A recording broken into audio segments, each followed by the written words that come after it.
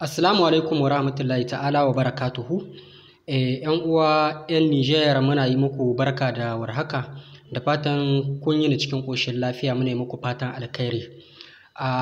Wannan magana dai kamar muna ganin ta wasa-wasa, amma magana ce wadda tana da matuƙar muhimmanci, kuma magana ce wadda ya kamata a ce mahukunta an san a ina ne wannan magana za ta tafiya kuma menene manufarta. Duba da cewa tun lokacin da aka soke farmikin da aka ba kamfanin Orano na ƙasar Faransa, tun wannan lokaci Orano ya fito ya yi wata magana wadda yake cewa jirgi wanda shugaban ƙasa na Nijar ke hawa shi ne ya sayi wannan jirgin. Kamfanin Orano ya ce shi ya sayi wannan jirgin wanda shugaban ƙasa na Nijar ke hawa. To, mu abinda ya ba mu mamaki kuma abinda ya ɗaure mu kai 'yan Nijar, mun san cewa babu wata magana tsayayya wadda ke da kwai akan cewa kamfanin Orano shi ne ya sayi jirgin da shugaban ƙasar Nijar ke hawa.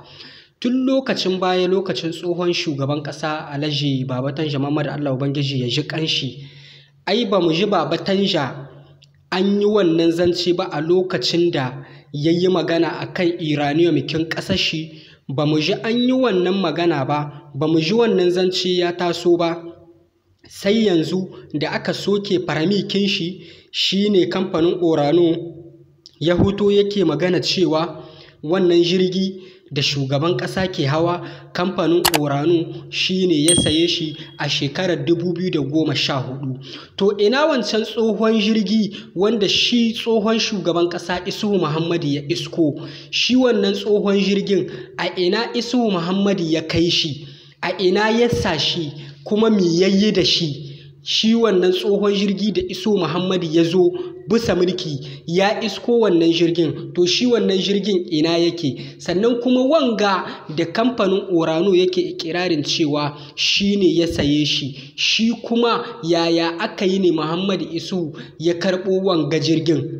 Wannan shi ne abin da ya kamata a ce mu mai da hankalinmu a kai. Shi Muhammadu Isuhu menene ya haɗa kamfanin Orano da jirgi na shugaban ƙasarmu na Nijar da yake hawa?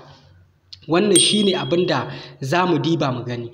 Wato kenan Muhammadu Isuhu zaman shi a saman mulkin Nijar, tabbas taɓargazar da ya aikata, taɓargazar da ya yi bisa shugabancin Nijar da 'yan Nijar suka ba shi amana na tsawon shekaru biyar guda biyu, ya ci amana 'yan Nijar, ya ƙuntata ma 'yan Nijar.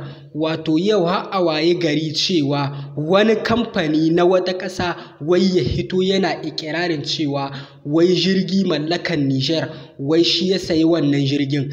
To ina arzikin da ake tonawa a wannan lokacin Muhammadu Isuhu? Muhammadu Isuhu a lokacin da ka zo bisa mulki, lokacin ne man fetur kin Nijar zai fara aiki. Man fetur kin da kowane ɗan Nijar bai san amfanin shi ba, bai san daɗin shi ba, sai ku da 'yan siyasar ku da masu goyon bayan ku kawai. Duka ina kuka sa wannan al'amari? Ina kuka sa wannan dukiya ta ƙasa? Muhammadu Isuhu a lokacin da kana mulki ne aka yi uranium gate. Ina kuɗin uranium kin da aka yi uranium gate, ina aka kai su? Me aka yi da su? Muhammadu Isuhu lokacin da kana mulki ne ka yi zance akan uranium.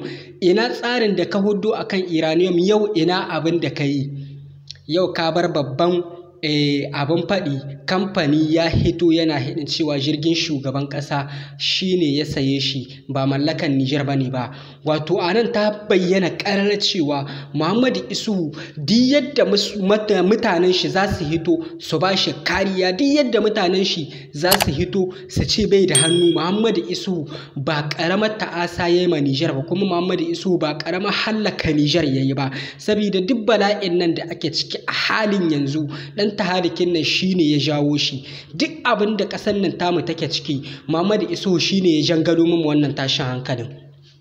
Muhammadu Isuhu 'yan Nijar sun zaɓe ka tun 2011. Muhammadu Isuhu ka ɗauki mulkin ƙasar nan sai da ka yi shekara 10 kana jagorancin ƙasar nan, amma babu wani abin alkhairi. Yau da 'yan Nijar za su yi alfahari da kai su ce lokacin da Muhammadu Isuhu na mulki ya mu kaza, amma yau za a iya cewa a lokacin da kana mulki ai ka je sharli. Za a yi magana cewa a lokacin da kana mulki an yi atakaɗin sojojinmu, an kashe fiye da soji 100. A lokacin da kana mulki, a lokacin ne ka kawo luwa da finansa ta 2018 wadda kan matse 'yan ƙasa, ka takure 'yan ƙasa, kai yaudare 'yan ƙasa a cikin wannan dokar. Muhammadu Isuhu yau ina abin yake? Muhammadu Isuhu, Niger ta baka damammaki iri-iri, yau baka yi ma Niger abin alkhairi ba, yau baka yi ma Niger abin a zo a faɗi ba. Muhammadu Isuhu, ashe yau babu wani mahaluki da zai iya hitawa ya kare Muhammadu Isuhu a idon 'yan Nijar. Babu wani wanda zai iya hitawa ya ce Muhammadu Isuhu gashi wane ne shi a idon 'yan Nijar.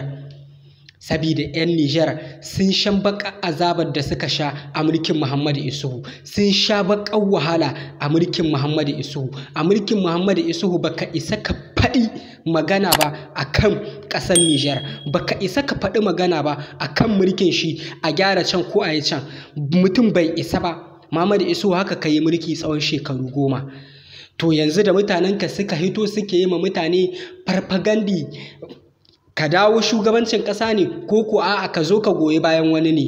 Ai wallahi Muhammadu Isuhu duk wanda ka goya ma baya bai kai labari. Ai ko zaɓe da aka yi na 2021 ai ba ku kai labari ba. Wannan zaɓe ba ku kai labari ba, kun sani sarai ba ku ci zaɓe ba, ba ku ci zaɓe ba, ƙwatashe ne kuka yi domin al'ummar Nijar ga wanda suka zaɓa a